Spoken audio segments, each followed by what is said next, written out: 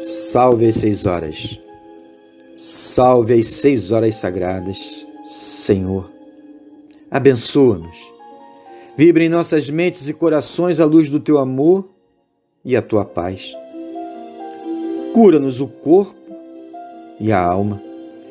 Tem misericórdia, Pai, das irmãs e irmãos enfermos. Abraça-os e cura suas enfermidades com os remédios perfeitos do Teu reino. Que assim seja. O vaso chinês. Conta uma antiga lenda chinesa que um velho monge, pressentindo a própria morte, decidiu eleger entre os seus discípulos aquele que seria o seu sucessor.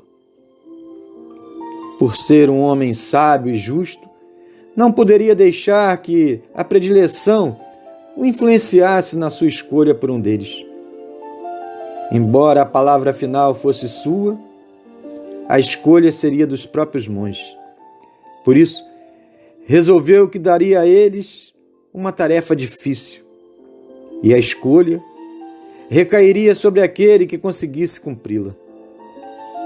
Numa manhã, quando soprava uma suave brisa no sopé da montanha onde se localizava o monastério, o velho mestre reuniu os 10 aprendizes mais dedicados que ele treinava havia anos. E lhes comunicou a sua decisão de escolher um sucessor por prever que em breve partiria.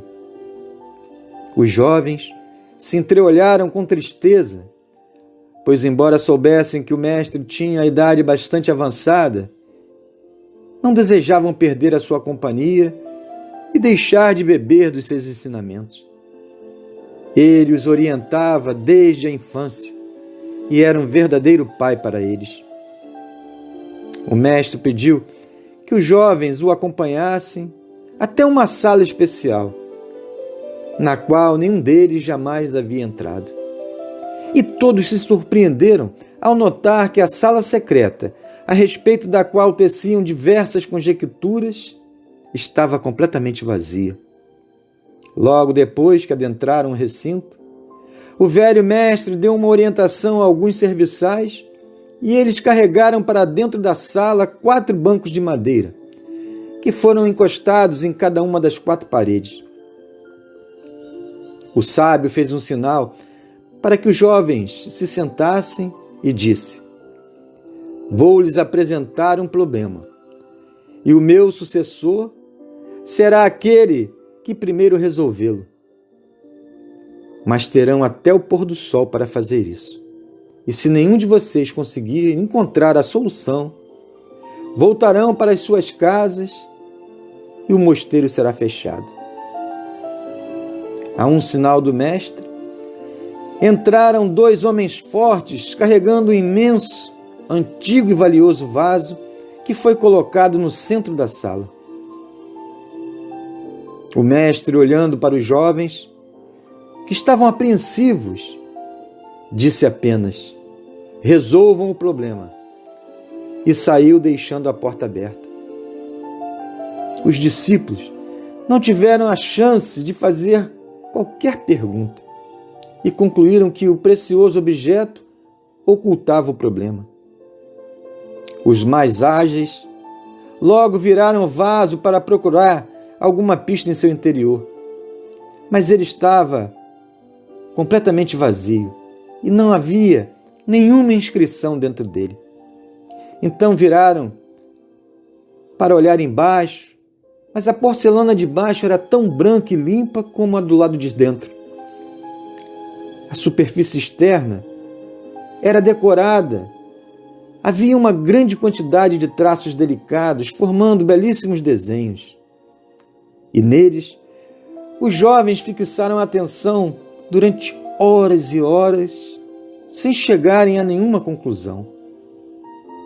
O dia já ia acabando. Eles estavam cansados, com fome e desanimados. O sol já principiava o seu declínio, tingindo o céu com matizes delicados de rosa, amarelo e vermelho. Os discípulos cochichavam entre si, viravam e reviravam o vaso mudavam de posição diversas vezes para vê-lo sob ângulos diferentes, até que um deles se levantou de um salto e meteu o pé no vaso, quebrando-o em vários pedaços. Os outros, aturdidos com aquela atitude, se lançaram sobre ele gritando e o acusando de ter-lhes tirado a chance de resolverem o problema e assim terem um sucessor. Mas antes que ferissem o jovem, ouviram novamente a voz do mestre que, parado à porta, falou: "Parem, afastem-se." E, aproximando-se do jovem, olhou-o bem nos olhos, sorriu e disse: "Eis aqui o meu sucessor." Os outros protestaram, dizendo que ele destruíra o vaso. Mas o velho sábio sorriu novamente e lhes disse que aquele jovem intrépido, ao destruir o vaso, tinha resolvido o problema, porque o vaso era o problema. E então explicou: por mais bonito, precioso e raro que um problema pareça, ele continua sendo um problema e requer uma solução.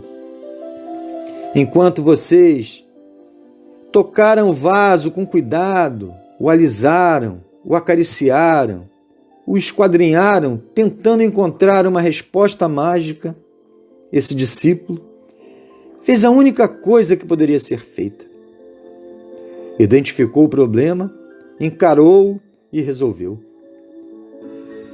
Se vocês se apaixonarem pelo problema, vão tratá-lo com muito tato, vão ser delicados com ele, vão tentar decifrá-lo e, não conseguindo, vão se curvar diante dele e carregá-lo com vocês para o resto da vida.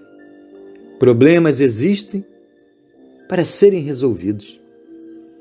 Minha irmã, meu irmão, essa história é antiga e nos traz muitos ensinamentos. Muitas vezes, nos apegamos aos problemas, damos a eles mais poder do que eles têm e deixamos que eles dominem a nossa vida. Isso quando não acabamos tendo um caso de amor com eles e carregando-os nas costas, mostrando às outras pessoas o quanto somos infelizes, o quanto sofremos e como são pesados, difíceis e insolúveis os problemas que carregamos. Esse é um comportamento nocivo e perigoso. Não devemos fugir dos problemas e nem procurá-los, mas quando eles se apresentam, e creiam, eles sempre se apresentam, não devemos nos apegar a eles e carregá-los.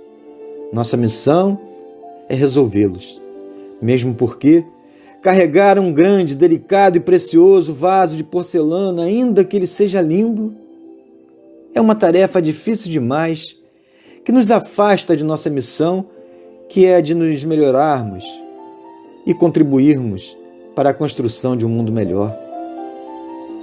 Na verdade, é para isso que estamos aqui, de nos melhorarmos sempre e contribuirmos para um mundo melhor.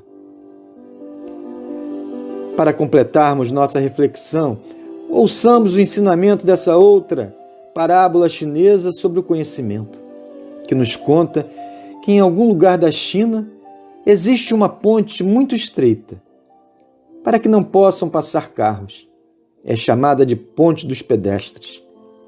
Um dia, 2 homens caminhavam nessa ponte em sentidos contrários, e cada um tinha um pão. Quando se cruzaram no meio da ponte, trocaram de pães, e ao final da travessia, cada um tinha um pão na mão. No dia seguinte, os mesmos homens atravessavam a mesma ponte, mas desta vez, cada um trazia consigo uma ideia. Quando se cruzaram no meio da ponte, trocaram suas ideias, e quando chegaram ao final da ponte, cada um tinha consigo 2 ideias. A moral dessa história é que o conhecimento não se perde quando é partilhado. Por isso, Temos mais a ganhar se partilharmos o pouco que sabemos com alguém, pois pode ser que essa pessoa com quem partilhamos partilhe também conosco aquilo que sabe. Porque não há vantagem nenhuma em saber mais do que os outros, se o nosso conhecimento não puder ajudar. Então, meus irmãos, minhas irmãs, vamos rogando ao nosso Criador onisciente para que esteja sempre a nos orientar. Senhor, ensina-nos. Sabemos o que nos dizes. Ensina-nos a escutar-te. Conhecemos o caminho. Ensina-nos a percorrê-lo. Procuramos a paz. Ensina-nos a descobri-la. Possuímos o amor. Ensina-nos a sublimá-lo. Temos o trabalho. Ensina-nos a servir. Concedeste-nos a fé. Ensina-nos a mantê-la. Colhemos o benefício. Ensina-nos a plantá-lo. Admiramos a humildade. Ensina-nos a adquiri-la. Medimos o tempo. Ensina-nos a aproveitá-lo. Retemos recursos. Ensina-nos, Senhor, a distribuí-los. Necessitamos da ordem. Ensina-nos a guardá-la. Ansiamos por mais luz. Ensina-nos a estendê-la. Assimilamos a cultura. Ensina-nos a iluminá-la. Senhor, onde estivermos e com quem estivermos, sejam quais forem as nossas dificuldades e problemas, faze-nos reconhecer que somos teus aprendizes. E por acréscimo de misericórdia, não nos entregues a nós mesmos. Renova-nos no que somos, para que sejamos os que devemos ser, de acordo com os teus desígnios. E seja qual for a tarefa em que a tua infinita bondade nos situe, ensina-nos, Senhor, a compreender e amar, abençoar e servir contigo, hoje e sempre. Que assim seja. Salve as 6 horas. Salve as 6 horas sagradas.